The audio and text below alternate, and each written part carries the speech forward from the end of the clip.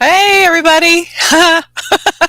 We made it. We had a little bit of technical difficulty and a little technical change, and we're here. So, yay. Hopefully, you can hear us this time as we begin. I don't think I'm on mute. I think I fixed that. Yes, I am not on mute. So, if anybody is there and you have the ability to let us know that we're hearable, that would just be awesome. Sorry, just watching the fine tunings, making sure we're good. So let's see. Yeah, if anybody's out there, let us know. It's always weird when you start these things. Excuse me, to to know what's happening and that everybody's actually seeing what they're supposed to be seeing.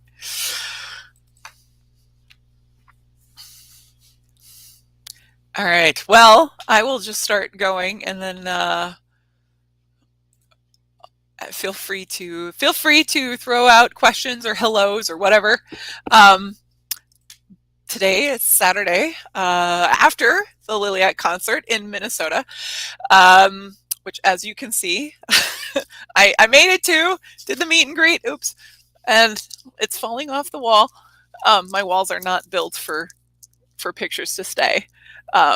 So yes, saw Liliac. It's not straight, so it looks funny. It's bugging me from what I can see. Anyway, yes, saw Liliac. Obviously, did the meet and greet. Got the fine little poster. I love Justin's signature. It has a little musical note on the eye. It's adorable. I like it. Awesome concert. They were absolutely fantastic. So it was at Black Bear Casino in Minnesota last night, Friday night at 6 o'clock. And they were there with Vixen, and they were there with Brett Michaels. They were supposed to be there with Great White, but somebody apparently got sick and ended up in the hospital. So Great White wasn't there. Their merch table was. So it sounded like a pretty last minute shift, unfortunately. Don't know any of the details, didn't hear any of that. That being said, Liliac and Vixen got to play a little bit longer, which was fantastic. So it was pretty much everybody did an hour show. Brett did like an hour and 10 minutes or so. And yeah, I'll talk a little bit more about what they actually did in their set. It was fantastic. Fun for me. It was my first time seeing them live, and they, they're just good live. I mean, as all of the videos that one has seen, obviously their videos pre-recorded are great. Their live stuff is great. In person, same thing. So show started at 6 o'clock. We had before that, I have some pictures and maybe some videos. We'll see how this goes. Our trial a couple weeks ago went great. And of course, when you are trying to actually do the real thing, of course, things get a little bit hectic, which is what's happening today. Which is fine. We're on it, I think. So yeah, let me see what happened. Yesterday, we got to the casino. So they performed at Black Bear, like I said, the casino. They have like a little convention center kind of area. It's not like the biggest like concert arena. It's kind of like it's a huge room, but it isn't like concert hall designed. I don't know how it's designed sound wise. I've seen a few concerts there, and Sarah Evans was, I think, maybe the first concert I saw there. And she was really good. The sound was really good. And then I went a couple years ago with a friend, and I'm sorry, I can't remember what two bands we saw, and the sound was so bad that I had earplugs in the whole time, and I couldn't, even the songs that I knew were just not, they were recognizable. And apparently I blocked it out of my memory because the sound was so not great. And then, yes. Can I see that? I can see a black box on the bottom of the screen. Okay.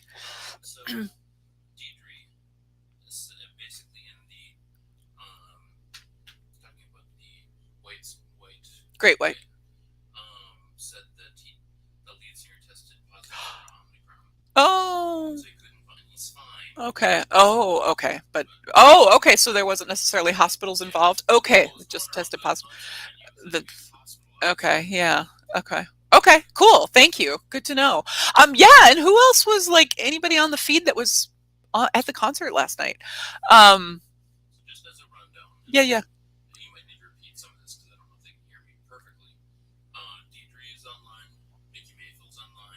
Mickey Mayfield. Christy Rocks. Christy. And Troy is here. Oh, Troy. Troy asked, did Grover get to the concert? Oh, Grover did not go to the concert. He should have, though. I'll just be the weirdo with Grover around my neck. Okay, yeah. So thank you. Appreciate your updating on probably more factual information than we have from the rumor mill that come flying around. So yeah, we got there early for a couple reasons. One, because I thought it would be nice to just be there early and see what happens. And also, the DJ needed a space for a solid spot to actually work in case he had to actually work. So we got there, we went and had lunch and ended up connecting up with Steve, who runs one of the Liliac pages and who saw me there. And so Liliac came and had lunch and left, and then they were supposed to have a sound check in 10 minutes, and it didn't happen in 10 minutes. Vixen was late on their sound check, which then made Liliac late on their sound check. But they let Patreon folks go in to watch the sound check, which was really cool, really fun. And so got to meet Papa Liliac for a little bit, chatted a little bit as they kind of all came in and were milling about and hanging around. So that was fun, the sound check. Do you have the ability to throw up the pictures? We can try. We tried to make things better and everything. Yeah, everything we tried to do to like improve and to do fun things was like, the world today was like, ha, ha, ha, ha. That's not how this is not going to go smooth. We're not going to make this easy on you. Oh, okay. Yeah, you could. Yeah, I think you could kind of.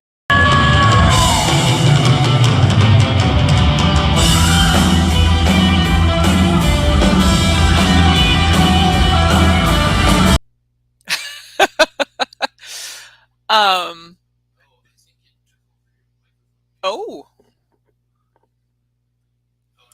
Testing 1, 2, 3. Okay. Okay.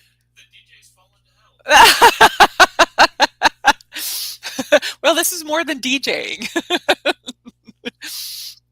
This isn't just throwing me music videos across the state line and having me be able to react to them. This is a whole bunch of interconnected stuff that we're trying to do here that shouldn't be hard, but seems to be. Jeff, did you see the video? Oh, wow. Party on, everybody. Okay. I love technology. Okay, well, I'll just continue on with my story then. So once I got in there wasn't a whole lot of people in there, so apparently they need more Patreon supporters. That was just really neat. So yeah, and it's so hard because I don't know like who is on here and what you guys have seen, and I don't want to be like telling you stuff for like, yeah, Judy, we like get it. So it's always a little hard to know what to talk about in that respect. So anyway, sat in the front row, kind of in the middle, and once we get pictures, you'll get to sort of see. So yeah, if we get pictures. Oh yes, did get to meet Steve. We had multiple good chats actually. I connected with him a few times. That was really, really cool. Yes, that was he was very, very helpful. And kind of just made everything flow, which was really, really nice. So thank you to Steve if you're out there. I really appreciate you and your help.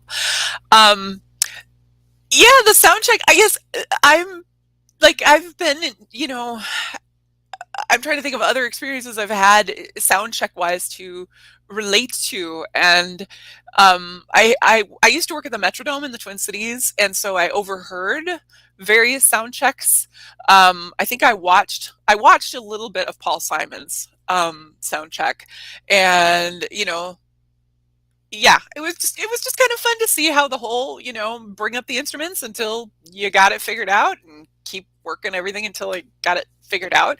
I've I'm I've always been the singer of of very not big things like that. So for me, it's like, okay, is the mic working? Can I hear myself or not? As the case might be in many cases. Um, so it was just really cool. You know, they kind of bring it up. They don't give you the whole experience of the show, but they walk through and make sure that they can, you know, hear it. And it's like one of those things that it seems kind of silly, but at the same time, it's just fun. I like seeing the back end of that kind of stuff and how it works and how people do it. And just, I don't know. I think that's really neat. So I really appreciated the ability to do that and be able to sit in the front row because our seats were not in the front row. They were not in the way back either, but they were not in the front row. So that was really fun. And yes, yeah. Oh, sure. Okay. Yeah, yeah. No, I appreciate that.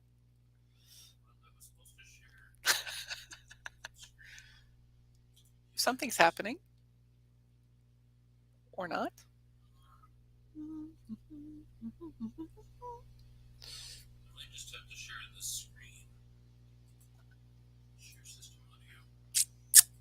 Thank you for your patience, everybody. We're trying so hard. We thought we had this all figured out.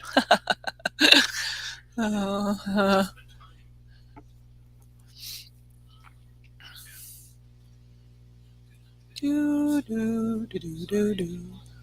Or should we go through pictures first? Oh, okay.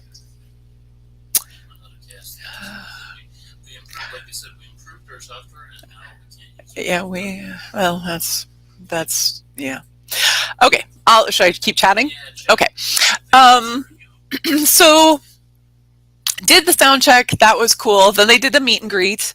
That was also very cool. Oh, there's noise. Okay. Oh, okay. We apparently need a whole third monitor to see what's happening. Well, yeah, that would be good.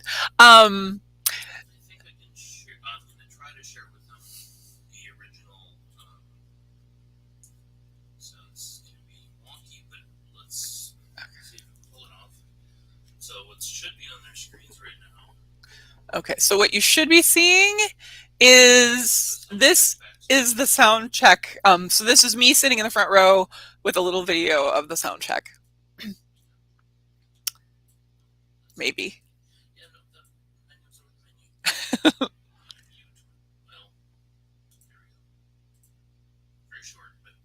Yeah. The boys. Yeah, and so you can see feedback, right, Joel? Okay, got it. All right, so I hear the sound.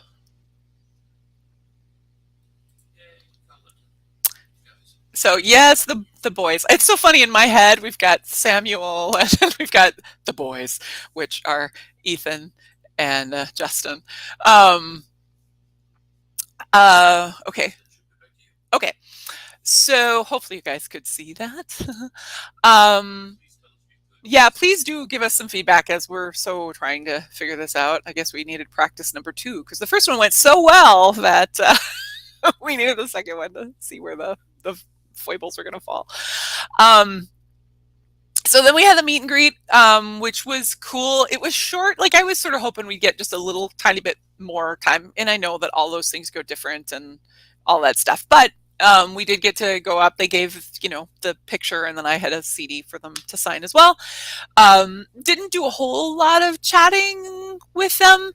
This was before the show too, which is kind of cool and kind of interesting.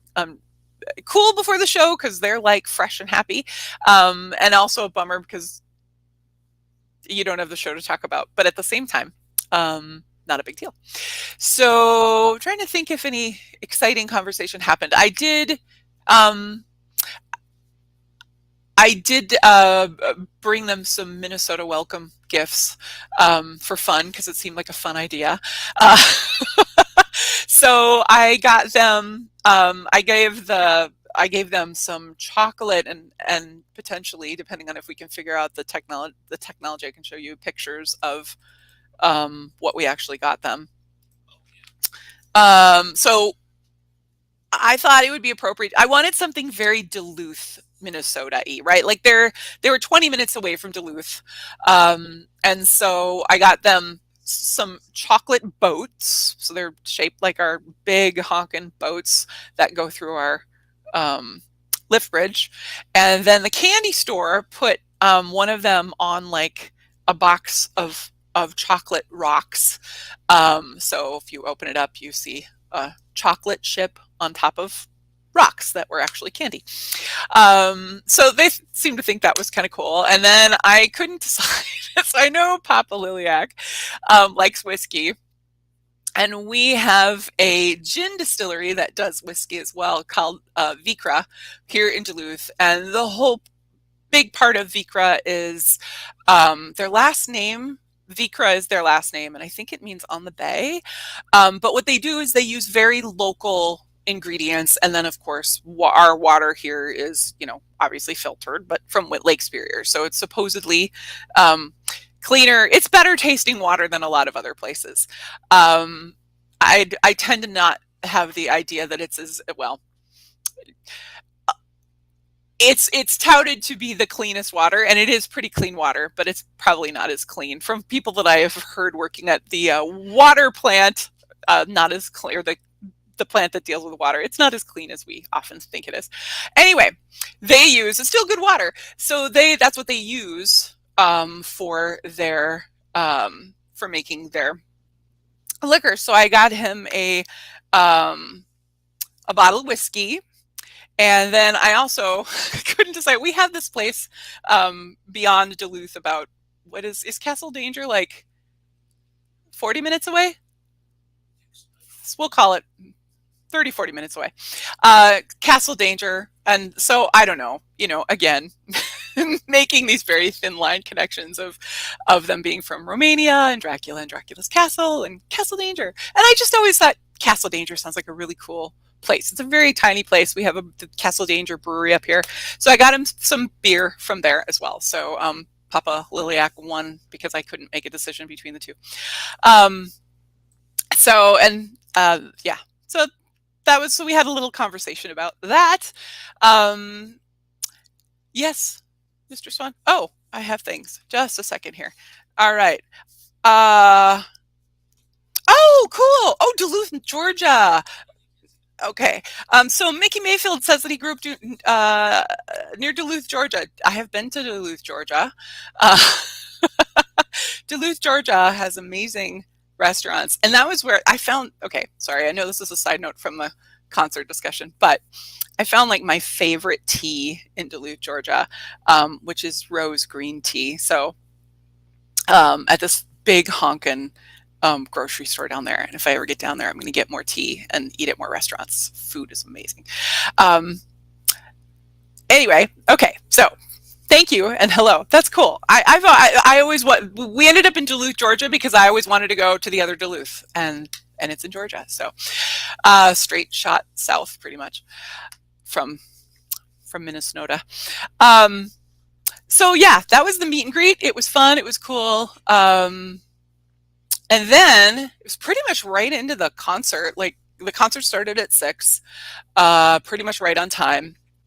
Liliac went first, of course. And one of the things when I was talking to Steve and just people that I had even been milling around a bit with, there were a lot of people there who were excited to see Bret Michaels and Vixen, but a lot of people were coming to see Liliac. Like Liliac was the band that made them go, okay. And that seemed really evident by looking at the merchandise tables and where people were hanging out and what they were doing. The Brett Michaels had mostly t-shirts and a few CDs. Liliac has a ton of merch of all different types and shirts and everything. And their table was pretty surrounded by people all the time. So that was just kind of fun to see. Yes. Oh, Steve Bunderson. Yay. All right. Hey, Steve. Feel free to chime in with anything I'm missing or you want to add. Yeah, and that was just fun to see. I didn't know what to expect, I guess. Obviously Brett Michaels is a huge name, and it's the headliner. But like I said, it was really cool to see how much the Liliac pulled in. So that was a pretty busy table. And then we have the show. And I have the set list because I thought in case anybody's interested in that. I actually thought they really did a nice balance. Like I would have loved to hear them do more of their originals. I think for the balance that they did I think 3 originals and the rest were covers of like 10 songs. And I actually think it was a pretty nice mix for the sake of, if you've got a lot of people who don't know them as well, because they do so good on their covers, bring them in, get them excited. And people were cheering for the covers, right? Like they were well received. Get them excited about a cover, play an original, and get them to know your music. And as conversations that I had with other people, after their show, is that there is no sound difference, if you know what I mean, between their music and the covers that they do and the other bands, right? Like they're on par with everybody. They bring it so solidly. So they were fantastic. And I think actually in conversating after the show, we kind of decided that they really, out of all 3 of them, they were kind of the best in that. And I hope we get to show pictures. First of all, they had at the back of the stage, they have, so Liliac has theirs, Vixen has their like logo. Liliac's just looks so cool on the big screen behind the band. It looked fantastic. And their sound, like I would have loved them to bring up Melody's mic just a little bit more, just to hear her more clearly.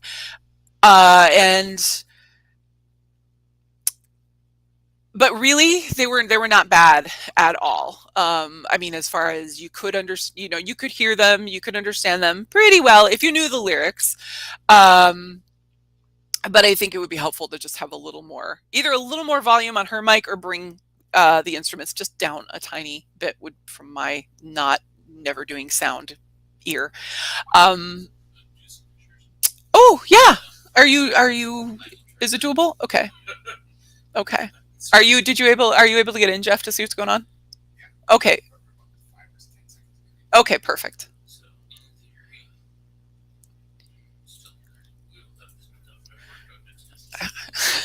Yeah. Technology is cruel. Okay. So this is a picture of their merch table. However, this is not what it looked like. They can't see me, right, Joel? Okay. Oh, you're not seeing a picture, so you are seeing me? Oh no. Okay, we want to see the picture. No. Okay, I am giving a thumbs up now. Oh, so you're okay. Sorry, we're still trying to work on the technology, guys. I'm so excited. I had pictures and videos and everything. Okay, so no picture. If worse comes to worse, we'll have to make a video and put it up where we can, I don't know, do a Zoom chat? I can share my screen. Um, okay, well, so all right, cool. What was I saying? Oh, Vixen. So I don't know Vixen's. Yeah, I know their hits. On the Edge of a Broken Heart is the one that I know the most, and then I knew one of the other ones that I can't remember the name of. Yes. Okay. Oh. um, can you guys hear the DJ when he comments? Last time I got feedback that people could. Not great, but they could. So yes. So you had Vixen, Bret Michaels, and Liliac, of course. And yeah, Vixen was, if I had my druthers, I would have turned them down a little. They were louder and harder to, I had earplugs and they just kept going from song to song. So I didn't have a chance to take it out and try to put it back in again, to get a better earplug seal. It was just it was intense, and I don't mind I don't mind loud music exactly, but there is the too loud to hear, and it kind of, for me, bordered on the too loud to hear well and enjoy well. So yeah, I don't know them as well. They were fun. She did a lot of chatting with the crowd, and just kind of, which was fine. I don't remember. She didn't say a whole lot, anything shareable that I can recall. But they were good. She was good. I think she was the only actual member of Vixen that was there. And she was good. And it was fun to hear them do hear her do their hit. It's so funny because as I was listening to that, so I'm trying to remember the lyrics to that song. There's a part of the song. Let me think about this for just a second. Oh, what is the lyric to the song? The lyric that I remember when I first heard the song was, I thought she said, "I got a thing in my eye," and I'll have to find the song lyrics, because it just made me giggle. Misheard lyrics are always entertaining sometimes. Anyway, so that was fun. But like I said, most of their stuff I don't know, but I thought she did a fine job vocally. And Bret was actually, his sound was a little more hearable, so they brought him down, I could actually hear the words he was saying. And he did basically all Poison, all of the Poison hits. I don't know if he missed any that I can think of. Well, he played 10 songs, and we've got comments that my voice is Charlie Brown. Oh, okay. So okay. Okay. He did 10 songs, but they were all from the first 3 albums. Okay, so yeah, and I don't remember how many albums Poison had that were popular. So yeah, he did 10 songs or so, and then they were the Poison songs were from the first 3 albums. He did "Sweet Home Alabama" by Lynyrd Skynyrd. That was his go out song. But that was the only it was the only cover he did, minus he did do kind of a collage of a bunch of other people's more hip hop songs, which was interesting. I don't know that it revved the crowd up as much as he hoped that it would, and it was fun to hear them, but I don't know. Yeah. So he was good. I enjoyed his stuff as well. And it's an interesting thing being at their show, or being at the show, and sort of being there in my mind for Liliac. And this was my day wear, and then I had the Rock On Rock Hard shirt as my evening wear, so I did wear that last night, and if we ever get to pictures you'll get to see that. Where was I going? It was funny because I kind of kept on looking, at, okay, Liliac is kind of the opening act, right? And so I kept on kind of in my mind comparing, okay, how did they present them, they being kind of the arena or whatever, present them compared to Bret Michaels and Vixen. And one of the thoughts I had was, well, Bret Michaels is so much more, he's so much better lit than than Liliac. And I don't know if that was a Liliac choice. Like they kind of, a lot of times have more of the darker lights and just kind of the colors. And it was fine. It was totally cool. But I was like, well, I hope they weren't like not giving I guess I have seen a few concerts where the opening act doesn't get as much of a good quality stage setup as the actual main act. So that was kind of what ran through my head, and I'm not saying that that was purposeful. I have no idea. But I was just thinking about, well, they didn't light her as well, and they could have done, her sound could have been as good as Bret's, and and again, her sound was not bad. You could understand her, not as maybe as well as possible, but it wasn't bad. So yeah, what else can I say? Bret was good. He wasn't as and part of the reason that I say that Liliac was probably the best band is that they were just 100% all the way through. Where Bret Michaels, he let his backup folks sing occasionally. It wasn't. I mean, it wasn't annoyingly so. Just to be really, really clear.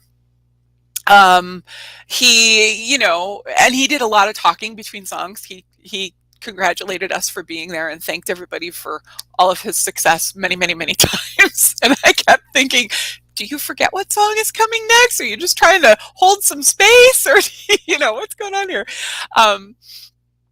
So Liliac was just solid all the way through, and I think it speaks so well to, again, their professionalism, and they also, in reality, they're an up and coming band. they kind of like they have to give it 100%. They have to be so on, because I would bet, and I haven't looked at any reviews from the show, but I would bet they're under more scrutiny than Vixen or Bret Michaels, because they're new, because they're young, because they don't have the success that Bret Michaels can. It's like, gosh, who was it that said, I don't remember what performer it was that basically said, I could just walk out and it wasn't, and whoever this was, and I don't remember who it was, because they didn't say this from an egotistical place. They said it from kind of, I might have even mentioned, maybe it was somebody about Sean Cassidy. I know I heard somebody say this about themselves, but I think this did come out about Sean Cassidy. He could walk out there and they would just scream. The audience would just scream for an hour and a half, and he could go home and not have to sing, and everybody be happy. And you couldn't hear him anyway. I know somebody had said they went to a Sean Cassidy concert and they were like, you couldn't hear anything over the screams. And I know he's not alone in that, but I just, when you've got the fame and you've got the history, you're coming from a different place. And Bret Michaels seemed like he was having a really good time. He seemed like, hey, I came here to have some fun. We're going to have some fun. Let's do it. Let's sing some songs. Let's party. This is great. Where Liliac is they've just got so much more kind of, in a sense, pressure as an up and coming artist to impress everybody and let them know, hey, we're on our game. We're good. We know what we're doing, and that is where I think, if you look at it kind of holistically, they were. And I'm a little biased, because that's who I went there to go see, and I was super excited to see everybody else as well, but obviously they were the reason I bought tickets. So I was definitely paying attention, and they did not disappoint at all. It was fun because Melody seems to be really going into her higher range. She did a couple songs where she was really, really pulling the high notes and doing a fine job, but it just felt like higher than I typically have heard her on all of the songs and videos that I've seen so far. So very fun also. She's got a pretty solid range, and fine to have fun with it and show it off. So let's see, what else? Anything else? Any other fun comments, questions that I can speak to? Sure. A lot of comments have flooded by. Okay. Three things at once. Oh, Oh, so one thing I did want to mention, the one thing that didn't go as well as hoped last time was that our live stream, the comments, the goal that what we thought was supposed to happen was that all of the comments from the last live stream were just going to appear on the live stream, because that's what the live streams have happened, that I've watched post the live stream, right? That did not happen. We found a box that we have checked this time. If you were somebody who posted something like a request, or I just don't know. I mean, we missed some of the comments going by. Our hope was to go back and relook at them and see what comments were made. So if you posted anything on there, as in the comment section last time, go back and post them on like a new, maybe like the Friday Crazy Train, even if it's not a Liliac request, like whatever it was, just go post it there to make sure that we got it. If you posted something and you don't know if we got it, we didn't. And I'm bummed about that. I was really looking forward to the comments. So anyway, I'm hoping that we've done all the right things this time and literally checked all the boxes. So yeah, if you had something there, please repost it. So Jonathan Watson said something you don't get to see in their music videos is the band she screamed shit is alive. Oh yes, yeah. She did that a little bit. Oh, I'm sorry. I'm sorry. So Jonathan Watson said that one of the things you get to see live that you don't see in the videos is the banshee scream that she does. Yeah, she did that a little bit, and then she was also doing, and just singing really high. I think it was "Dear Father." That I can't remember which song it was that she was going for all the high notes. Yeah. Yeah, she played. She was rocking it last night. Yeah. They have the coolest clothes. I'm sorry. I just think it would just be fun to go shopping with them. The Patreon thing. For a lot of the folks that are on this stream, yes, who are getting tickets to other shows. Oh, yeah. Bring your Patreon. Yeah, make sure you bring your Patreon badge. Don't be like me. Thankfully Steve knew that I was on Patreon, and Samuel said something to me about it too. So, and I don't know where all of that came from. Anyway, I didn't know to bring it because I'm like, oh, I have this cool Patreon badge. Isn't that awesome? But, well, I don't know. Bringing it seems kind of like ooh, look at me. I'm a Patreon member. I don't want to be braggy. Like, that's not the point. So I left it at home sitting on my shelf, as it still is. Don't do that. Bring it with you. I'm sorry, that should probably be obvious, but I don't know. It didn't occur to me. I had a thought of, well, I did. I had the thought. Yeah, like I said, I had the thought of, oh, I should bring this. And I'm like, nah. It all worked out well. So bring your Patreon badge and be a Patreon member, and then go see whatever offer they offer you. I don't know if all the time that's what they offer, to go see the Soundcheck, but it's a good time.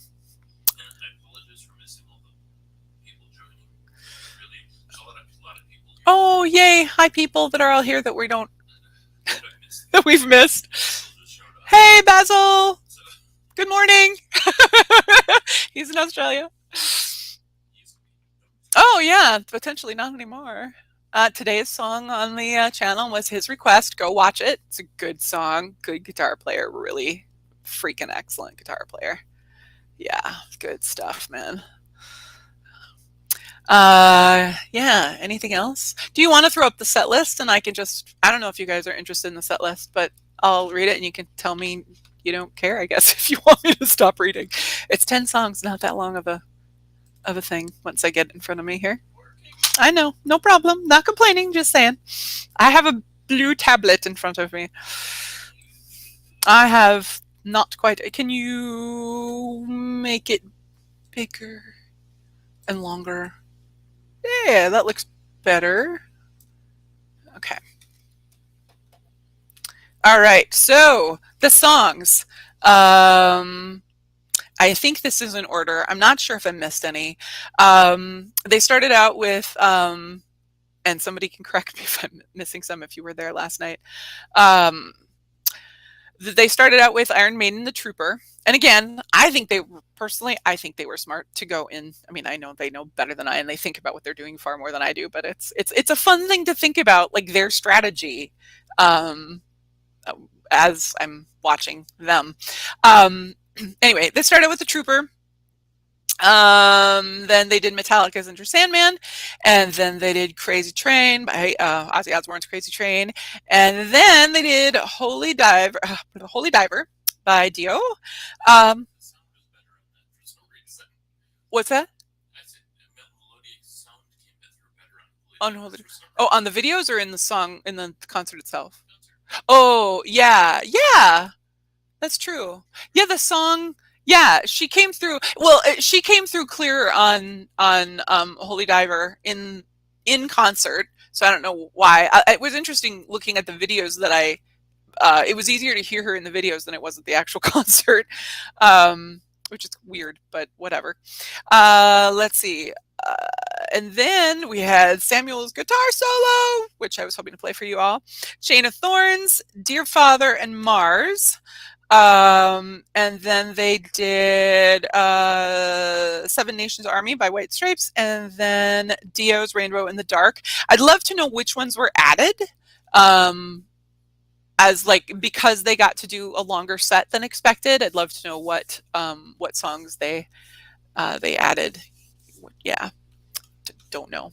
But it was a really good set. I don't know what else of their songs that I wish they had played that they didn't. Sail Away was one that I thought, but then I was also kind of thinking about just kind of the more complexities of Sail Away, and it probably wouldn't be quite the exact performance. It's a different type of piano. They don't have the choir, but it would be fun to see them. I assume they do that in concert somewhere, and Mike the Young Ones. Yeah, Justin and Ethan had no mics. In fact, during mic check, it was kind of funny because they were, okay, mic check, stage right. So Samuel did mic check, and then okay, mic check, middle, center stage, and then Melody did her check, and then the guy was like, okay, mic check, stage right, which I was like, well, that's interesting, so Samuel did it again, and they're like, sorry, we meant stage left. And then there was like this pause and this, there is no stage left, Mike. And and they're like, oh, well, is this supposed to be? And there was like this pause and kind of, no. It was just like, I was like so curious to know what was going on behind that, and if there was any intention or if it was confusion or whatever. Anyway, Justin and Ethan were not mic'd. And I'm assuming that was by choice. But anyway, it was just kind of funny to watch that little process go through. What? Chris Rocks? Just said, I'm so curious as to how the show will be by July. Let's hear it on a bit,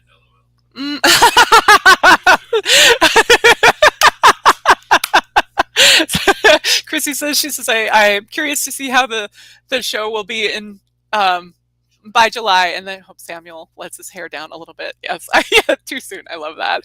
He cut his hair. I'm so bummed. The question I did want to ask him, it's like so hard in the meet and greet type situations, because to me, it's like I'm trying really hard to not take up too much time, wanting to ask a little more, wanting to not piss off the person behind me, not knowing what's appropriate, also not wanting to rush out of there and seem like I don't care. Like, it's just way too many social things for me to balance. Anyway, one of the questions I did want, as somebody had mentioned on the last, and it was a question I was curious about too, is when he had his hair long, how many times did he catch it in his guitar, or was that the you can only, it goes this long, no longer? It gets dangerous. He looks very good with short hair, but I do miss all of the family hair. Yeah.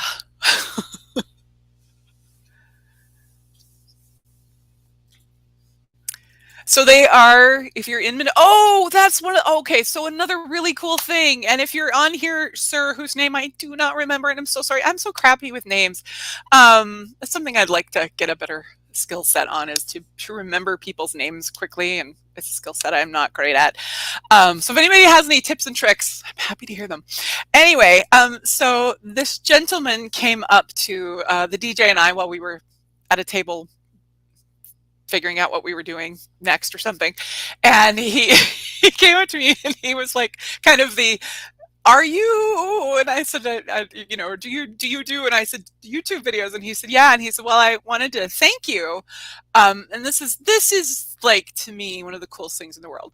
He said, I watched your videos and that's why I'm at the concert. I did not know they were coming to Minnesota. Your video let me know that they were coming to Minnesota, and hence I'm here. And that just like, woo. Um, that just makes me super duper happy. Just because that's part of what you hope happens, or where you kind of the reach that you hope the videos have, right? Like either they get somebody with some new information, or it's the fact that he found out about the show. This is just neat. I'm sorry. This whole weird YouTube world of anything is wild and weird to me. And and it's all very new. And before I did this, I did a podcast. So I kind of understand the weird reaches that happen, but they're still fascinating and wild to me about how that all works, and just the fun connections that people make and find. And so it was just that feeling of, oh yay, this, like, there's a reason to do this, right? It's reaching people who it's getting people new information, I guess is what I'm trying to say, or new artists. And so that's fun. I mean, I know from my own self of being on the receiving end of finding out things in ways, things like that, or being introduced to obviously new music or new anything. But it's pretty cool when somebody comes up to you and says, hey, this thing happened because of something you did.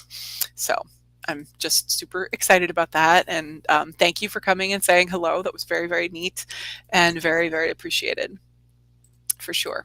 So we had a bit of a chat, and that was lovely. Yes. All right. Hang on a second. Something's happening. No? Oh, okay. I'm trying to get your comment. Oh, okay. Mickey Mayfield said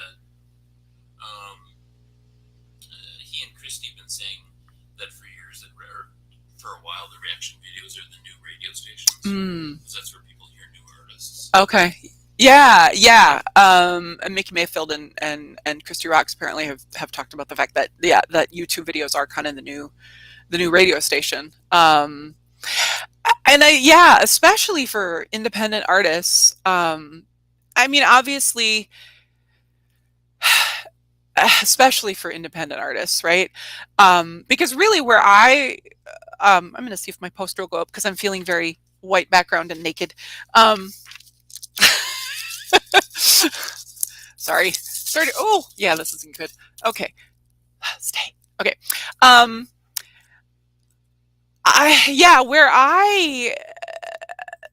I mean, obviously I grew up on mostly top 40 radio, and a little bit of local stuff, and friends definitely. And I got introduced to more independent music by my friends. Thank you, friends. But then Pandora was probably one of the next places that I went to for. What I love about Pandora is the whole seed station, right? You put a song in, and then I learned about a bunch of new artists. But again, not the independent artists. Although I guess, I don't know, maybe that's not as true. I mean, Liliac is on Pandora.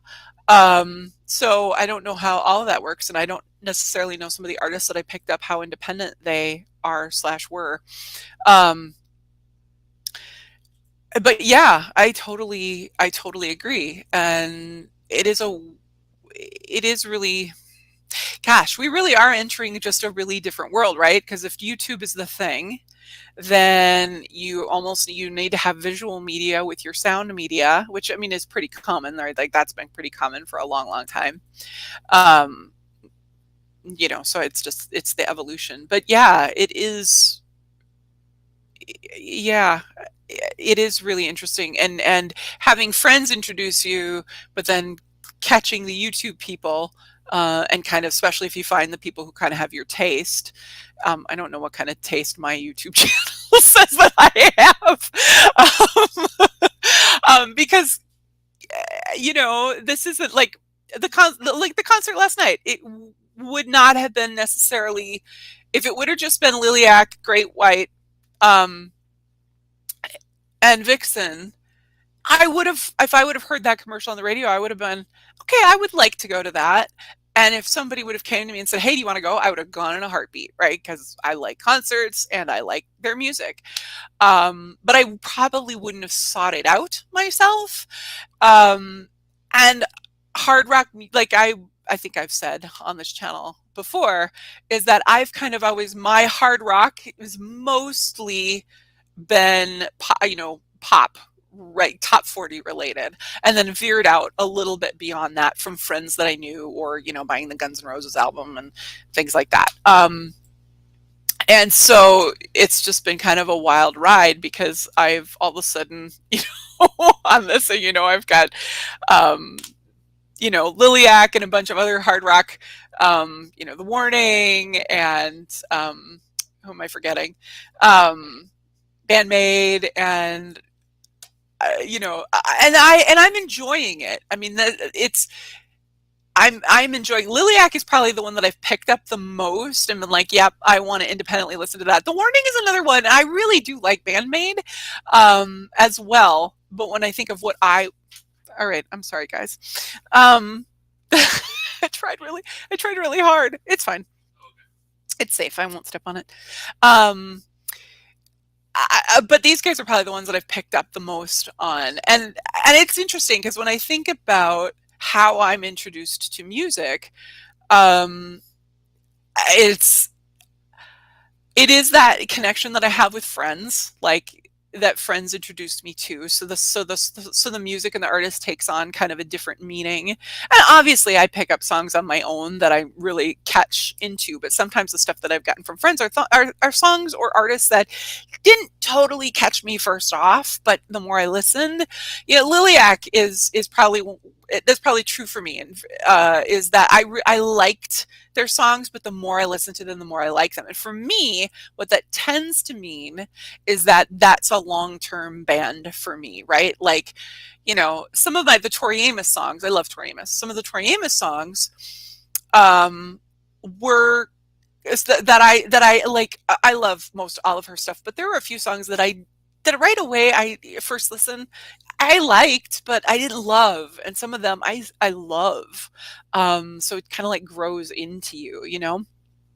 But it's that introduction between kind of a space or a person or whatever that you really connect into music. And so this has just been kind of a fun way into that. And the covers, I mean, I guess in some ways I'm somewhat of a typical audience to an extent, in that I like hearing that connection. For me, you play a cover, you do good on the cover, or a cover that I love and I like that, then I start to like blossom out into more, which is again why they plan their shows the way that they do. And I know we've had a few, the DJs tossed me a few. Dirty Loops is one of them. The original request was an original, which I think I would have really loved, but the DJ found a Britney Spears cover that Dirty Loops did. That was my first introduction. So I liked the Britney Spears song. I loved the way Dirty Loops did it, and then it just made me even more excited to hear their original. So part of me feels like that makes me sound like not sophisticated at all about music. And I tend to be a fairly emotional music listener, perhaps. Like I can appreciate a really good piece of music, and when somebody can point out to me all the things that I've missed about the instrumentation and the layering and all of the things, right, that really trained musicians listen to, and I can really love that and appreciate that. It doesn't necessarily make me love an artist or a song, but I can totally, some of my favorite songs are ridiculously simple or songs, but they're that emotional connection, or the thing that some reason that I can't explain. Why do we latch on to songs that we love? Why do we latch on the bands that we love? And I was having this conversation last night with Steve at the Liliac concert, of just, part of what I think I love about Liliac is just it. And I mean, you guys have all said this, so this is nothing new. But it just is the genuineness that they have when they're not performing, and the genuineness that they do have when they're performing, right? Like, they have a good stage presence. They maybe don't have as a dynamic as some people do. I mean, I think Melody is pretty dynamic, for sure. And I mean, obviously she's gonna, yes. What was that giggle for? As most bass players do. Ethan is the bass player? Oh, Ethan is the bass player, yes. Not much stage presence. No, but he can rock it out, man, when he wants to. He hasn't even given a mic. What's he supposed to do? Poor guy. But I feel like they're being themselves, and I would rather have that than a curated, okay, I know I just saw an interview with Melody, who was talking about how much she loved Dio, and how, Dio talks about, go out there, give it your all, and give it attitude. And she does that. And that doesn't feel, it feels like it's, how do I want to say this? It feels genuine to her. It feels like it's, she's bringing that forward. Kind of like that alter ego piece, but it doesn't feel like it's far from her. It doesn't feel like it's disconnected from her stage presence. It feels like it's more dynamic than she is while she's at a meet and greet. But I don't feel like it's like off. It doesn't feel off to me, or wrong, or like she's putting on, airs. And I love that about them in their interviews. They're just them. I love that they don't feel like they have scripted answers. Like, I can think of interviews that I've seen of kids, of younger kids especially, where they come out and they're all prim and proper, and they have like the script to say. And sometimes that's cute. But mostly I would rather, like this interview that I saw the other day, I think it was in 2020. So it was not that long ago. And I just loved that they weren't perfectly polished in the way that they phrased things, and they weren't, Justin, he talked about some of the things that he loved, and he sounded very age appropriate, and he didn't sound like they said, well, you need to sound this to make yourself more professional, or say this. And I think that's what I love about them. And that's what I love about Papa Liliac's direction for them, is that he lets them be them, and then he just brings out in them, at least that's my perception of what I feel like is happening. So I'm hoping I'm not completely wrong. But it just makes it so much fun to watch them and see them and cheer for them, and just like want them so desperately to succeed, because it just feels like they've got this amazing synergy together as a family, but they also don't feel like it's like this syrupy, sweet, sickeningly, we have to look like we're all lovey-dovey family. They just feel like they're just there and genuine. And I just love that about them. So, and then that draws me, to them as well, as just everybody involved seems like they're just genuinely good people who want to be there, who are working hard, who are extremely talented. And yeah, so what else? Yes. We have some videos that are maybe working. Ooh. Well, we might have videos that are working. We can play and try. Oh, the Sam guitar. Okay. Okay, so we're gonna try this again. So this is just a snippet of Sam's guitar solo, and it's funny because I think this is a cool solo, but I don't think it exemplifies how good of a guitar player he is. So anyway.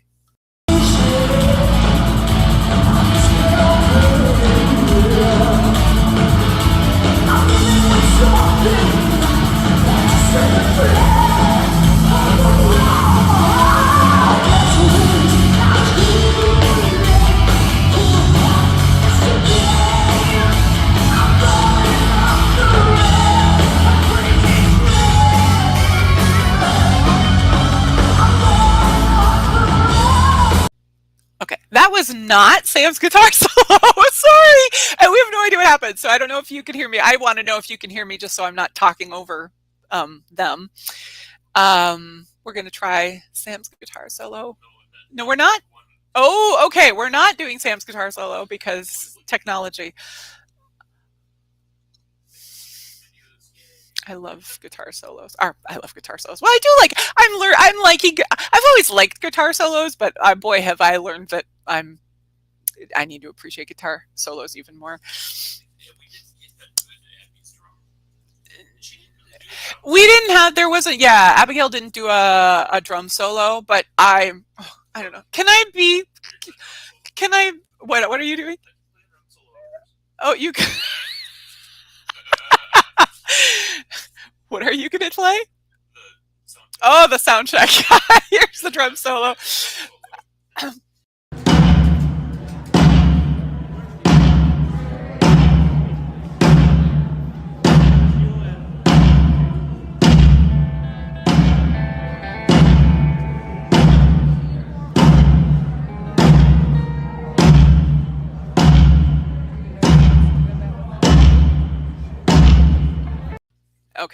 Okay. Well, that was the original video of Soundcheck that we're going to show you. And yes, we say that slightly in jest. Although in jest, that was at the Soundcheck, as you might have guessed, where she's trying to find the level of the drum. I'm sorry. I want to speak to the drum solo of Bret Michaels, but I don't know if I should. Any opinions by the DJ? Yeah, okay. All right, it is my opinion. And I'm going to say this, and if Bret Michaels' drummer is listening, feel free to comment and give me a call.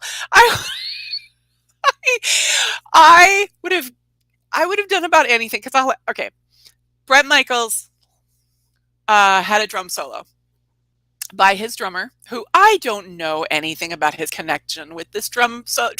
I would love to know, Bret Michaels, if you want to give me a call and talk to me about the drum solo, I would love to hear it. I just want to know his opinion. Okay, so he has a drummer. He this is her, and she's amazing, and she's the best drummer ever. And so I'm like, okay, again, I've been for the last year been paying attention to drummers more than I ever have in my entire life. Nonetheless, not completely oblivious either.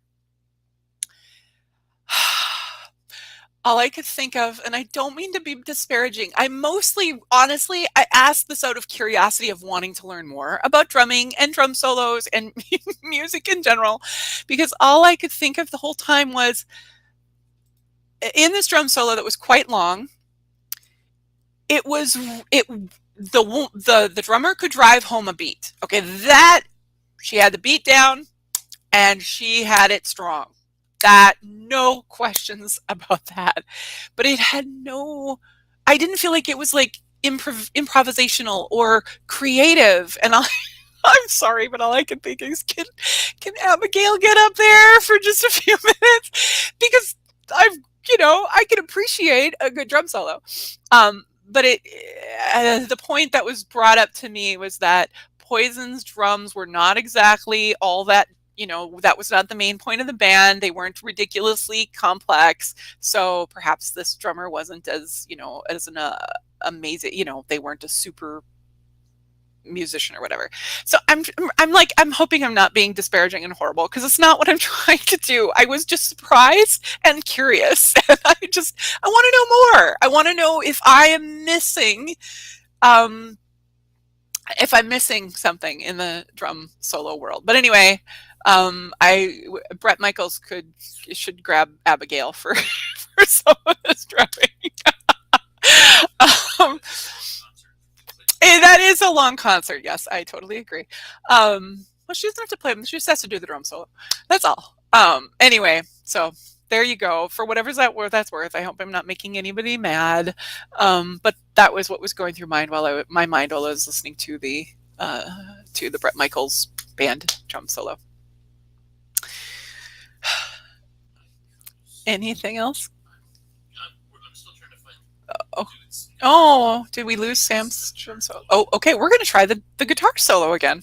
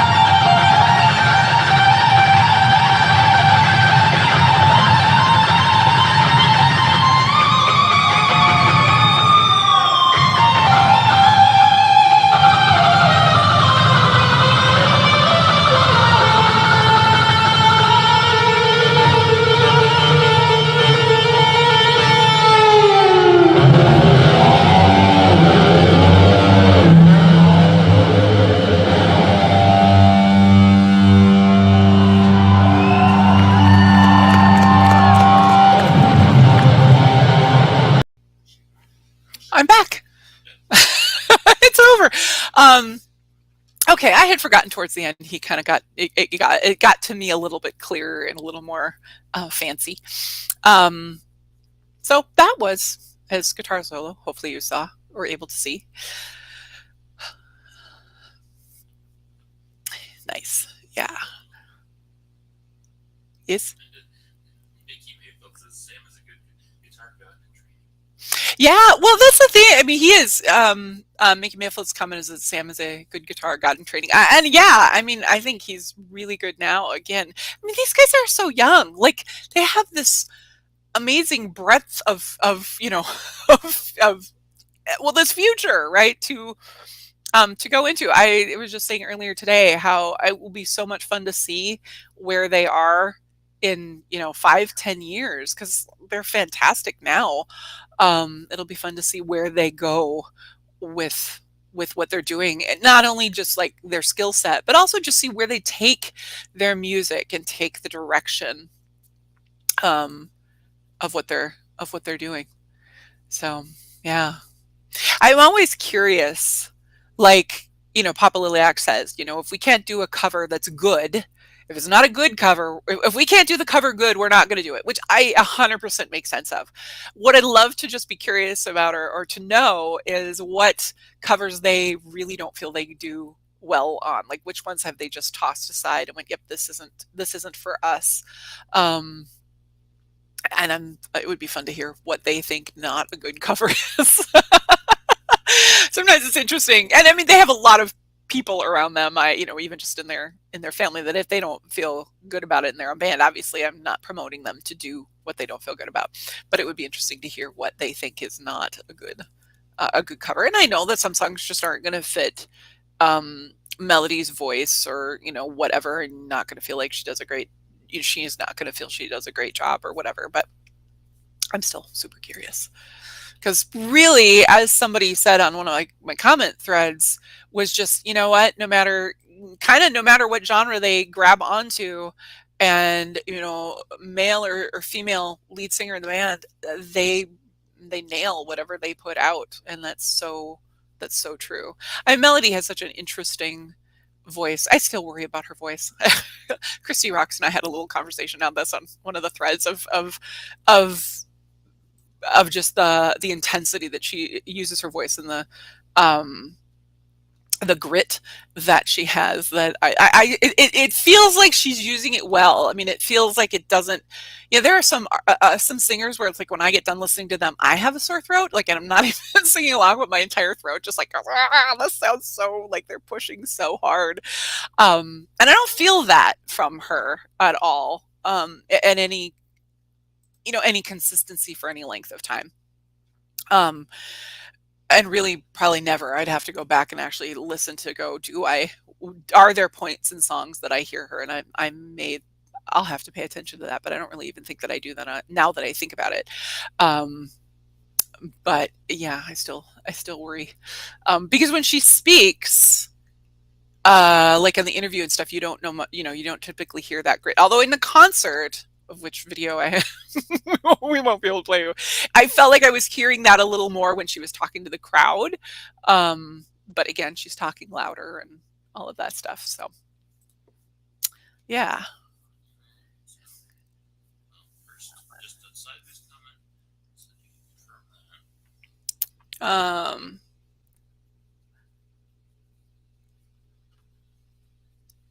Can you move over that way? The other way. Okay, thank you.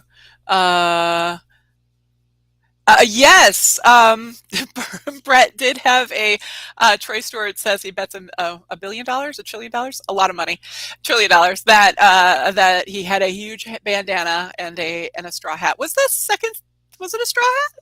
I think all of them were straw hats. He wore like 4 different hats. Yeah, he had a American flag hat. The last hat looked more cowboyish, but I couldn't really tell what it was made of. But there probably was straw hat. Yes, definitely the bandana. Yes. I wonder what he looks like without his bandana. Maybe that's his offstage presence when he doesn't have his bandana on. Nobody recognizes him. I think his hair is thinning. Oh, well, okay. You can't put that much product in your hair. The DJ says you can't put that much product in your hair in the 80s, and and not have it thin now. I don't know. Does product destroy your hair? Well, he bleaches it pretty badly. I was thinking this morning as I was looking at pictures with him and his little eyeliner. Um, and as I've commented on other threads, yeah, eyeliner looks good on most guys. But it's kind of funny because I'm like, so he's got the blonde hair, he's got the black beard and the eyeliner. And I was like looking at a picture of him that was just kind of a little fuzzy and off. I'm like, he looks a lot like Boy George now. Boy George, has the eye makeup and typically now a little bit of a beard, dark hair usually. But anyway, it just made me laugh. We got a comment from Mickey Mayfield. Mickey Mayfield says that he basically just also adding into the melodia, the stage presence, all of that stuff that you're talking about. Mm-hmm. It'll be fun to see what Ethan and Justin are in the future. So young now. Yeah. So yeah, he's basically saying, look at with the stage presence of Melody and Samuel and everybody, what will come of Ethan and Justin as they sort of grow into themselves and into their what will their stage presence be down the road. Yeah, those I'd love to hang out with those two boys. I feel weird calling them boys. They're intriguing to me. Like, I want to know. Oh, I did. Yeah, I commented to Justin. So it occurred to me, Justin is the youngest of 5. And I'm the youngest of 5. My sisters, I have all sisters. So I don't have the brothers going on. And obviously he's a boy, I'm a girl. But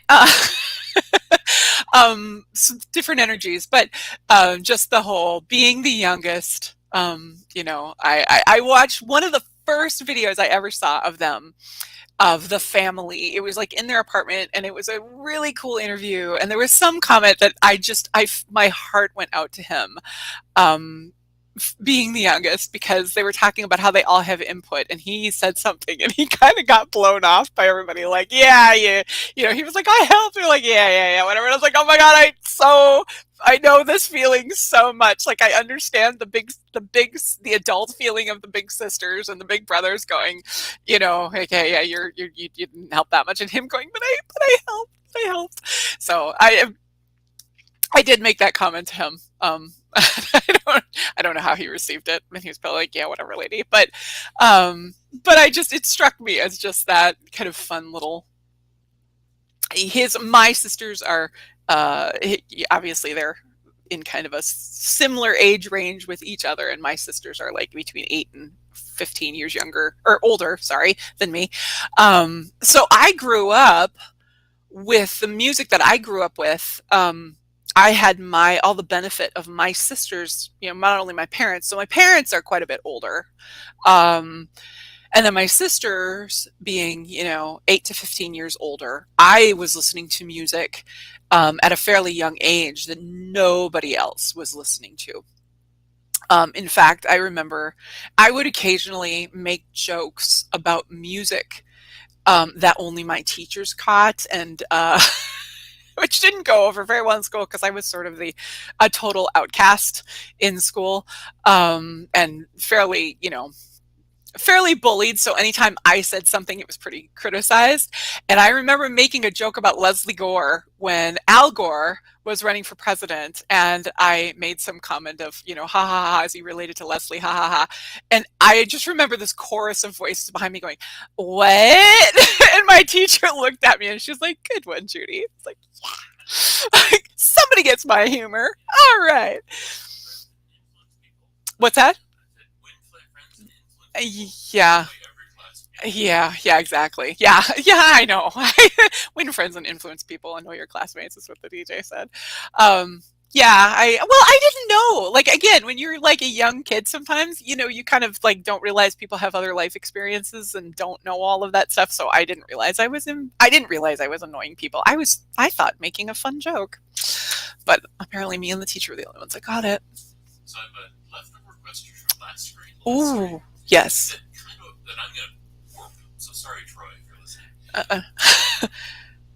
So, Troy asked last time, what's your favorite concert of all time? And how would you rate that compared to last night?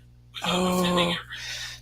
Yeah, okay. Troy asked last stream, what was my favorite concert of all time? Did I, oh, it was a leftover, and so I didn't answer it? And just a side note. Yes. Troy, poor Judy doesn't even realize that we're talking. They've been having a conversation about Bret Michaels' sex life.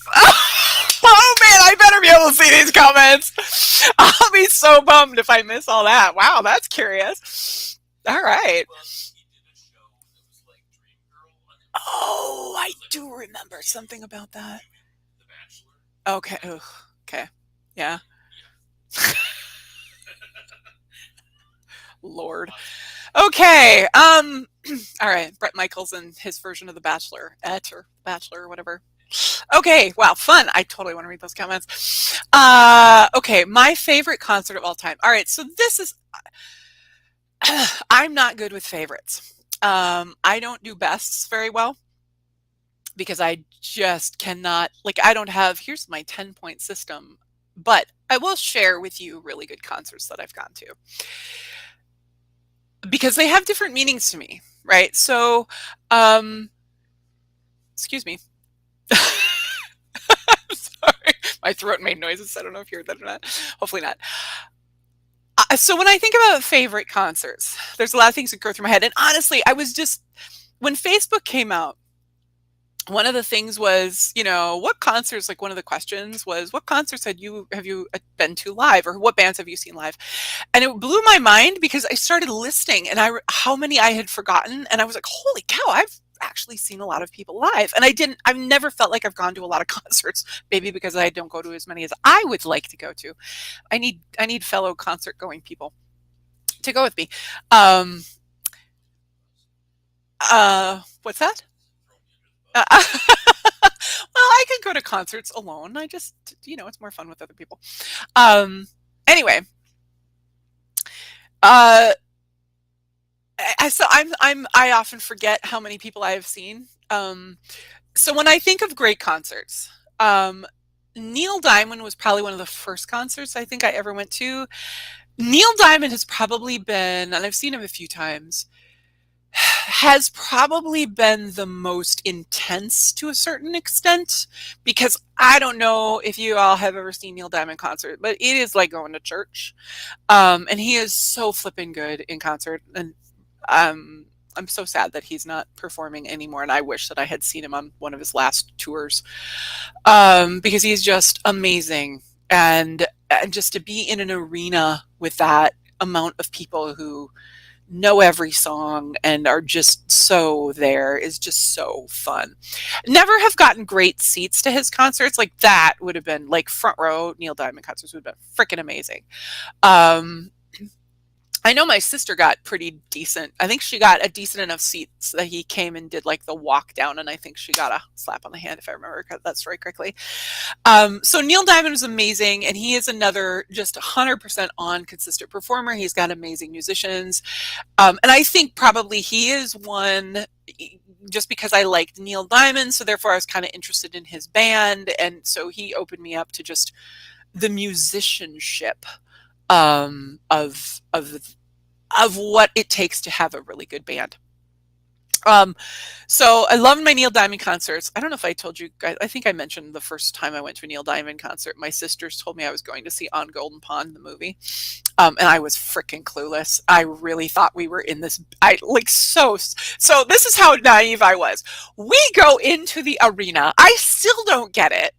I'm still thinking we're going to see On Golden Pond. That's what they told me. I trusted my sisters. Sisters are they meant this to be fun, but I was gullible. We're standing at the Neil Diamond merchant booth, and I'm like, why is this even here? But here we are buying Neil Diamond stuff, and I'm like, well, this is a cool thing to be doing in an On Golden Pond movie. I don't know when we got in the arena, and I'm like, wow, there's a lot. This is okay. There's a lot of people here to see this movie. It was a really popular movie, so okay, what? Like, again, gullible. It was not. When Neil Diamond came out, I was like, oh, so I guess we're not seeing On Golden Pond. Like, I do remember there was a moment of, Oh, I guess On Golden Pond isn't happening. I did see On Golden Pond later in a much smaller theater. Um, anyway, so that was kind of interesting.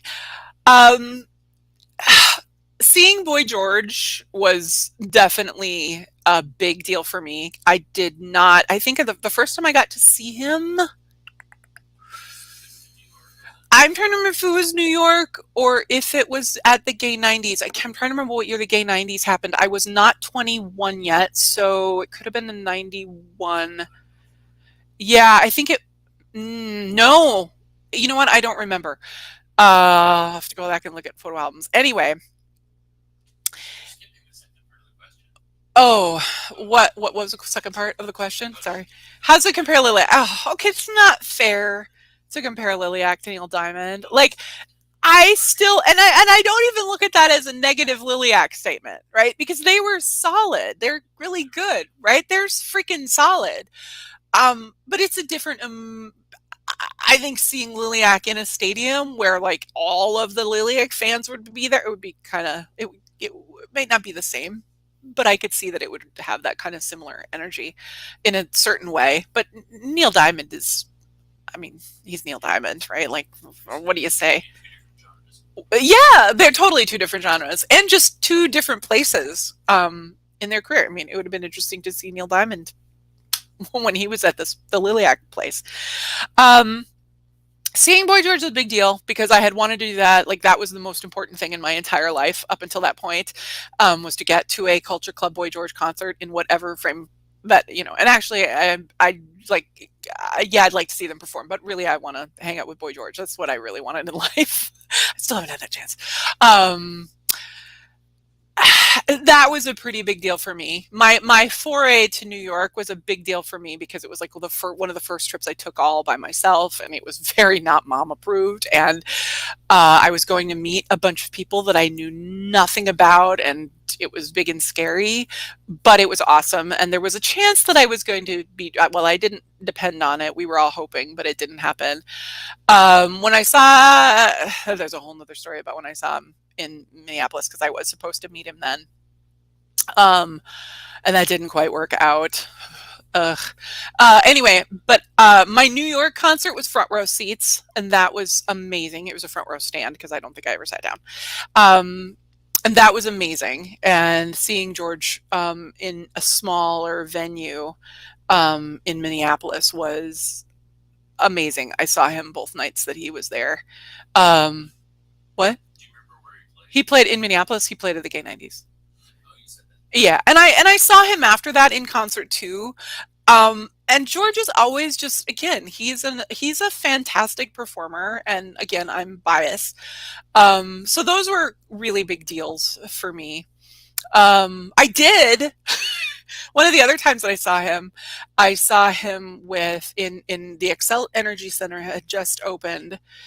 It was Boy George, RuPaul, Taylor Dane, and I can't remember who else. And I have a Boy George towel that came from his hotel somewhere in my collection. So I have Boy George DNA. So if I ever get together with Sheldon Cooper, he can make his Spock DNA and I can make my Boy George DNA. And if you watch The Big Bang Theory, that will make sense to you. Otherwise, disregard that comment. So those were really big deals to me. Seeing Donna Summers was probably a really another big emotional experience for me. I was always a huge Donna Summer fan. If I could have grown up to be anybody, it would be Donna Summer. Didn't quite work out that way. I had a lot of metamorphosis to do. And again, George compared to Liliac is, again, he was in such a different place in his career. Trying to think of who else were just like the oh my god people. I tend to be just live music, especially if it's a band that I really love. It's almost like it's just a huge affecting experience for me. Seeing Air Supply was awesome for me, and I'm a fairly good Air Supply fan, but I'm not like, own all their records, know everything. I just really like them, and they were somebody I listened to a lot when I was a kid. Yeah, I'm trying to think of who else, because I know there's more people that I'm not thinking of. I love going to concerts. Always has been a really thoughtful thing because I always wanted to be more of a vocalist than I am, but I've always not been comfortable on stage. Not a great mixture. When I found out that Natalie Merchant started performing with her back to the audience, I'm like, I need Natalie Merchant's friends because I need somebody who will support me in that to go forward. And to be able to do that and to see where obviously Natalie Merchant has come. So to me, to hear that she actually performed live doing that to me was just like, holy cow. And I have seen her live and she's amazing. Tori Amos was another one. That was just kind of a big deal, but I'm just always like, they're just thoughtful to be able to sit and listen to them perform. And just kind of thinking about what does that look like? What does their life look like? Where every night you're going out and performing these songs, and every night it's a different audience, and every night you're doing, it's this whole thoughtful experience. And then they hear them talk about what it kind of means to them to be able to go out and perform and how much work it is. And I love reading, I love reading Tori Amos's autobiography and just kind of getting the behind the scenes. Because for me, performing is so stressful, and it's fun. I don't want to say it's not fun. It's fun, but it's a huge challenge, and it's more about me trying to get over my hump and to be comfortable. I always wanted to I don't have a lot of musicians in my life. I have a guitar player that we were a little consistent, but both of us have lives and jobs. And, I always thought what I wanted to do was pick 3 songs and then just go do every open mic night for a month and play those 3 songs, because I thought if I can just do that, maybe I can just be comfortable. So whenever I'm live or I'm at concerts, I'm just kind of it's always this weird thoughtfulness about their perspective and how cool it is for them to just be up there and doing their thing. And I know that doesn't mean that it's always easy and that they don't have to push past some stuff. I was just floored to hear Beyonce, talk about reinventing herself as Sasha Fierce to be able to go out on stage, because it would be hard for her otherwise. So that kind of stuff is fascinating. Okay, there is a comment in the midst. Mickey Mayfield. In the 90s, Fox 97 in Atlanta did the Ultimate Oldies concert. Ooh, and I got to see, the Turtles. Have I seen the Turtles? What did the Turtles do? I can't remember what they've done. Chubby Checker, never seen them. Leslie Gore. I did get to see Leslie Gore. Okay, Leslie Gore. That's another one. The Monkees, Johnny Rivers. I think I saw Johnny Rivers. Did not see Shanana. Oh my God, that would be such a great party. Yes, I got to see Leslie Gore. I love Leslie Gore. So Leslie Gore is one of those gifts that one of my older sisters gave me. And I got to see her in a mall. It's where I learned that her brother is it Michael Gore, who wrote Out Here on My Own for Fame, which is one of my favorite songs in the whole wide world. So it was funny when I walked up to Leslie Gore. So if you know Leslie Gore, you know that she has a couple songs about, one of them called Judy's Turn to Cry. And it's all about her, Judy and Johnny, her boyfriend Johnny, who now is going out with Judy. And it's this whole saga in songs. And so I walked up to Leslie Gore and she's had, her pictures, and she said, asked me for my name, and I said, my name is Judy, and she just gave me this stern look and she goes, Judy, and she's like, oh, we're okay, we got that all worked out. It was super fun to see her. I don't know if I saw the Turtles. I think I saw Johnny Rivers. I saw the Lion Sleeps Tonight people, whose name I can't remember. So I love those 80s. Those are concerts I would love to do more of. I don't know if you all have the quote unquote fundraisers for firemen that used to come around, and they used to do concerts, and I've always heard that the firemen never made any money off of them, and that makes me sad. My mom would buy those tickets. You call my mom, especially if you sang her the songs of the people, she's buying your tickets. So I did get to go see a lot of people like Crystal Gale, The Lion Sleeps Tonight. I can think of the songs. I can't think of, Holly Dunn, Ricky Skaggs, so many people. Crystal Gale, did I mention Crystal Gale? I love Crystal Gale. I love those concerts. I love the amount of people and just all the different genres of music that came. And I loved it. Again, I grew up in so many different types of music. My mother was into country. And my older sisters were more into pop, but also country. So I had like this just huge expanse of music. It's so much fun. Did you ever see Peter Paul and Mary in concert? I never did. No, I never saw Peter, Paul, and Mary. They would have been fun to see in concert. Yeah. So they've been spinning off on a conversation about who's opening for Liliac in Denver. Ooh, who's opening for Liliac in Denver? Paradise Kitty. Paradise Kitty? Yeah. And Yeah. So I don't know if I know tried Paradise to dig it up. Okay. But Troy made the pun that they might as well be called "Take Me Down to Paradise Kitty." Take me down, Paradise Kitty. Yeah. GNR. Oh, oh, that's fun. Okay. They're opening for Liliac, so it's the Oh, way. yay! See, that is really cool. I mean, I'm just glad to see that happening. Not that I'm surprised, and I know that they do shows on their own, and Liliac does shows on their own, stuff like that. But that's fun. Lily needs a headline. Yeah, Liliac I think will be consistently headlining not too far in the future. I just feel like they're good enough. Yeah. It was fun to see in the concert. I was watching people singing the songs, Yeah.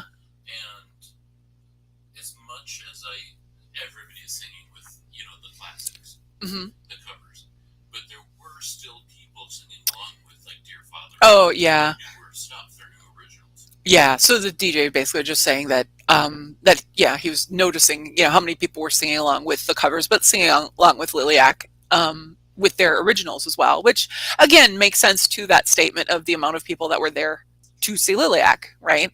Who knew them, and yeah, and I was sort of sad to see that the Liliac originals didn't get quite the crowd cheering as their covers. I don't know. I was just hoping for more Minnesotans.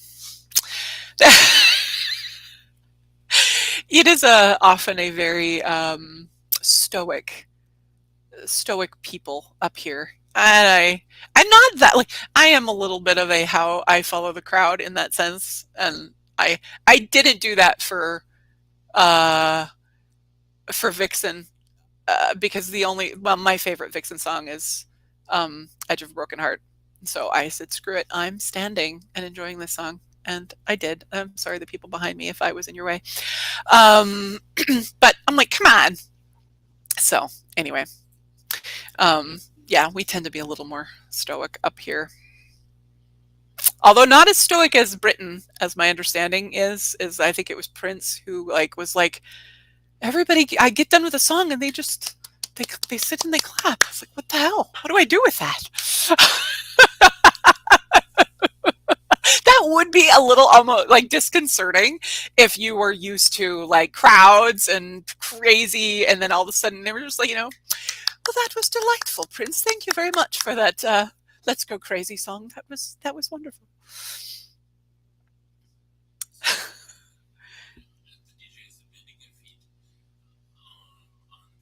Okay, we're not able to do pictures. But I will put out a video. Yeah, we'll put together something for the videos and the pictures. Or, sorry, yeah, okay. Well, yeah. So the DJ says it's not happening. The pictures is not happening. I was so hoping we had pulled a bunch of pictures and said, if you look on, actually, if you go to there's a JudyAdele Facebook page for which I have no friends. Partially because I'm like, do I want to do this? It's like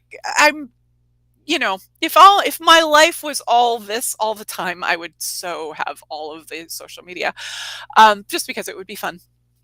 And I'd love to like do reels and have more fun, playful, random things that I haven't figured out how to do yet. Anyway, if you go to the JudyAdele Facebook page, there is a picture on top of my post with Liliac that I'm just very pleased with. And I'm sure it's silly and you all look at it and go, whatever. But there is a picture of, because they didn't have the lights up at Soundcheck, the Liliac logo. And then Melody was like, so I was sitting pretty center. And I could have sat and just played with cameras, and I was only using my iPhone. But if I had a good camera, I could have sat and take pictures all day. I love taking pictures. just to get the right shot. But it's a picture of the logo, and then she's kind of in silhouette in front of it. And I'm just super happy with that picture. So I hope you like it. Anyway, so I put a few pictures up there, but nothing. We'll get some more, and yeah, come be my friend on Facebook. I Well, I would like to do more with Facebook. It's kind of a time management thing, but I would love to share fun music memes, and I don't know, y'all can give me feedback if you want, like, putting the videos on there, is that the right, should I put the YouTube videos on there, or is that kind of overkill because they're already on YouTube, or occasionally put them on there, or, put music memes, or should I keep to the YouTube videos on there? I don't know. I'm open to feedback, is I guess what I'm saying. So anyway, go there and check it out. I'm probably not going to be posting a ton, but that's a fun place to share. When you have music, people who enjoy music and music humor and music conversation, to be able to throw that. There's some really fun music humor memes out there. So that's kind of what I've tossed on there, and we'll see where it goes. So anyway, I haven't put a ton of effort into it, but if you want to see that picture, that's where it is. The crowd looked boring. Oh, Minnesota. Yes. Yeah. Oh, yeah. Okay, so that's so sad, but it's kind of true. The DJ said when the crowd gets drunk, then they get a little more vivacious, which is true. Yeah. I'm trying to think of like the most raucous concert that I've been at. Bret Michaels' first concert that you went to. What year did you see Poison first? 1989. Okay, so that was when the DJ has seen Bret Michaels with Poison, and like, what did you say, 6, 7 times? Yeah, I'm trying to think of my most crazy concert. Oh, I saw Tracy Chapman in concert too, and Sting. That was not the most raucous concert. Yeah, most raucous concert. Tracy Chapman. Woohoo! I love Tracy Chapman, but not so raucous. No, I don't remember. I can't think of. Oh, yeah. Yeah, raucous concert was Metallica for the DJ. Yeah, on which concert? My very first concert when I was a sophomore in high school. Which was who? Poison was your very first concert in software, which was pretty raucous because there were everybody around you was smoking weed. Yeah. My perception might have been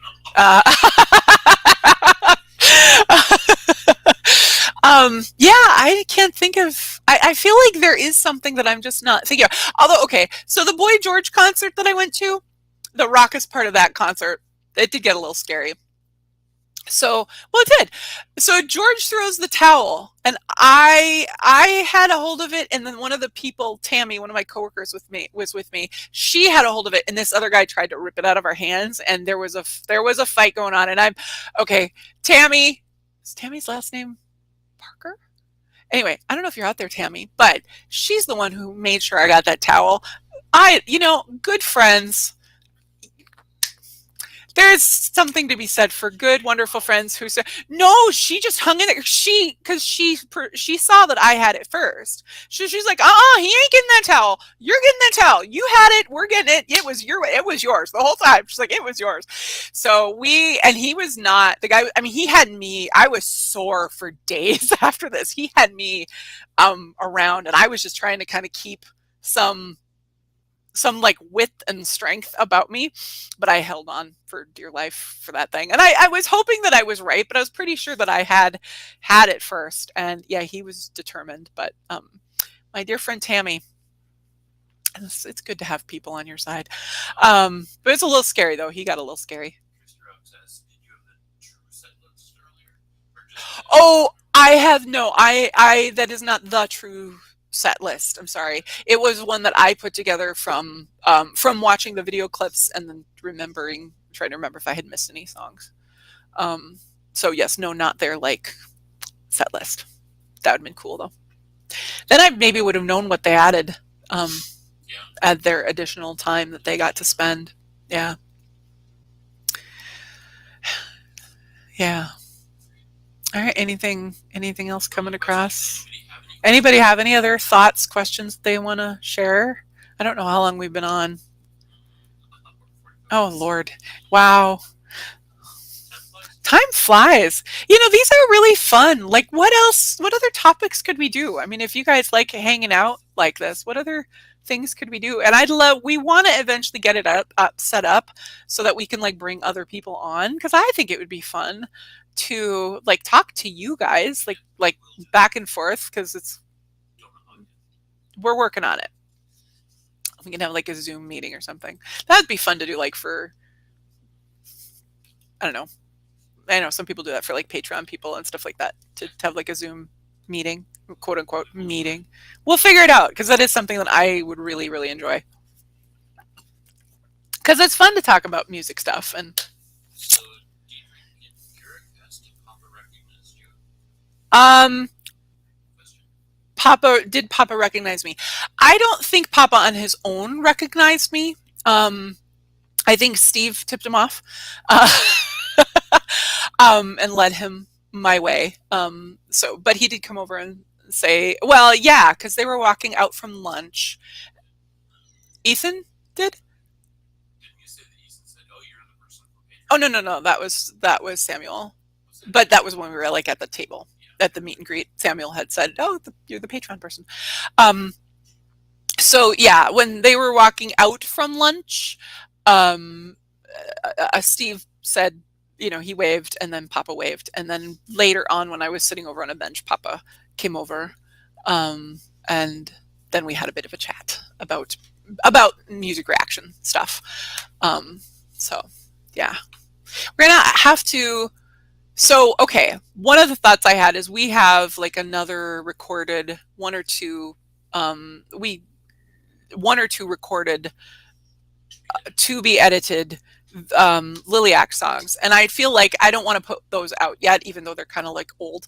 I want to like put something out and fresh. So does anybody on here have any thoughts about what song I should do right after the concert that would be fresh for me, which that I could do to kind of like usher back into before we release the other ones? Anyway, so I'm open to ideas of what that is. I wanted to do Crazy Train because I knew it was out there, and I have not like gone and watched all of their videos, which I kind of felt bad about, like not knowing all of their music before going to see them. But I also wanted to hold some for reaction too. So if you have suggestions, throw them out there. We'll record something soon. G-Man asks, oh yes, so I did. I have my other shirt. So I wore, what can you see? I wore this shirt. I bought two because somebody had made the suggestion of, well, wear two. And I thought, well, that's a good idea. And it gave me an excuse to buy two. I don't know why I didn't think of that. So what I did is I wore this because y'all voted for the Rock On and Rock Hard shirt, which is what I wore to the concert last night. I wore this and because I knew we were going to have lunch, and I thought, you know what's going to happen? I'm going to put on my Rock On and Rock Hard shirt and I'm going to spill lunch all over it. Like, that's just going to happen. And the Rock On Rock Hard shirt is like, it's whiter letters. Like, it's going to be obvious that it's like, oh, yeah, I had barbecue sauce for lunch, did you, Judy? So I thought I was going to be smart and ahead of the game. I wore this as my day wear, and then my evening wear was my Rock On Rock Hard shirt that I wore to the concert. So yes, I did. I almost bought the one of the other shirts there too, but I actually didn't. I'll save that for later. Need to buy some other merch. If I go to see them again, I need to, buy some merch there. So yeah. I think on their website is listed that they are coming, and it sounded like from the conversation I had last night was that they are set in the fall to be in Hinckley in the fall. Sorry, Hinckley, Minnesota, which is Black Bear, where they were last night, is like 20 minutes from Duluth, and Hinckley is halfway to the Twin Cities, so it's about an hour from here. Yeah, and they have we haven't been to the Hinckley Casino for a really long time. I don't know if I've seen anybody at that concert hall. I saw Gretchen Wilson. That wasn't a live concert. She was really good. I saw her. But it was an outdoor concert because you and I saw her together. And she's phenomenal live, just in case you heard Gretchen Wilson fan. She was really awesome. Yeah. Oh, yay. Thank you for the requests. So that is, yeah. And they have, so yeah, I can't speak to the concert hall unless I've been there and I've forgotten. But it's about an hour from north of the Twin Cities. So if you are somebody who is around here, just to give you kind of a placement, that's where Hinckley is. They have, it's a casino as typical. I have not been there forever to know like what's open. And I mean, as we'll be in the fall, so the world will change. So I don't even know why I'm speaking to this. They have a good buffet. Their buffet used to be really good anyway. And they used to have a really good, if you have celiac disease or gluten sensitivity, they're very, very good about that. Or used to be anyway. Anyway, yeah, but there's places around there at the hotel to stay, but there's some other places around there too. And if you're wanting to do a very Minnesotan thing, if you're not from here, Toby's is where everybody has to go and get. Yeah, so Toby's got this. It has its reputation because years ago, Toby's was the midpoint between the cities and Duluth, and it was the only place. I mean, it's so weird when I think about driving to Duluth when I was a kid, because yeah, there was nothing. There was hardly, if you didn't get your gas at the appropriate time, you were screwed. So yeah, and there wasn't as many places to stay and all that stuff. My parents and I drove up for a weekend. I used to live in the Twin Cities. I moved up to Duluth in 2007 to go to school, and my parents and I drove to Duluth for a weekend. We came up here definitely not every year, but we would come up here on like 3-day weekends. And I only thought Duluth was a place you could vacation. Like if I'd have known that there was a whole world up here, I probably would have gone to college up here right out of high school. We drove up to Duluth. No place. I don't know if it was Grandma's Marathon. If you're familiar with Grandma's Marathon, it's like a worldwide known marathon. I don't know if it was that weekend or not. I don't think it was, but it might have been. No, it was a 3-day weekend. Anyway, Duluth full. Everything full. We drove almost back to the cities. And then we found like this like rooming house type place, and we got a room for $12 a night. It would have been $8, but because we were 3 of us, my parents and I, we had to have an extra bed. $4 for the extra bed, like half the room cost for the extra bed. And I just remember it was this cool room. It was kind of scary. There was a lot of drunk people running around and singing, and it was both fun and scary at the same time. But it was this cool little house, and I don't know where it was, but I'd love to know where it was to revisit it and see if it still exists. Anyway, so you got to go to Toby's because, I mean, you don't have to, but if you like going to like iconic little places, that is one of them in Hinckley that everybody knows about, and they have sweets that many people love. So cardamom bread is pretty good. So Christy said she doesn't see it on the trip list. Oh, really? That's where I found out about it. It might be Grand Casino. Uh-oh, am I wrong? No, I'm saying that would be in Hinckley. Oh, yeah. Okay, is it okay? Are you seeing on the web? Are you looking by chance? Okay, all right. If it's Grand Casino Hinckley or Grand Casino, then yeah, then it should be the same place. Yeah, no, well, yeah, I thought that's where I'd found out about. I saw it written somewhere because that's where I know I saw it somewhere. That's where I found out about it, and then Steven mentioned it last night, so I know something is happening, and I think there's possibility. Yeah, well, and then I think I heard rumblings from Papa on one of his live streams that they might be at the Minnesota State Fair too. So 3 times in 1 year after not coming at all, potentially. We'll see. So anyway, yeah. Any other questions? Okay. Yeah. No, I'm good with wrapping up. I feel like we need some ceremonious wrap up or something. I don't have one. I'm not covering a Liliac song. Not with it as dry or as yeah. I was having the drumming from that I can't think of right now from Sail Away. Was it Sail Away? Yeah, I think it's Sail Away. There's just kind of the cool like drum thing in the middle that was going through my head earlier today, but that's not easy to duplicate. Yeah.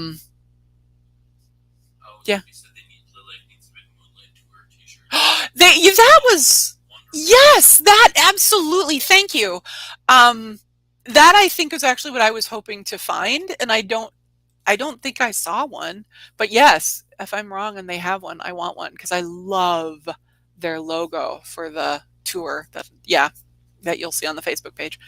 The other thing I think, and I was, if I had a longer chance to talk to Papa Liliac, the one suggestion I was going to make to him was, so they have thumb drives that they have been putting, that they've been selling their music on, with Liliac on them. They had like gold and silver ones. I think they're all sold out now.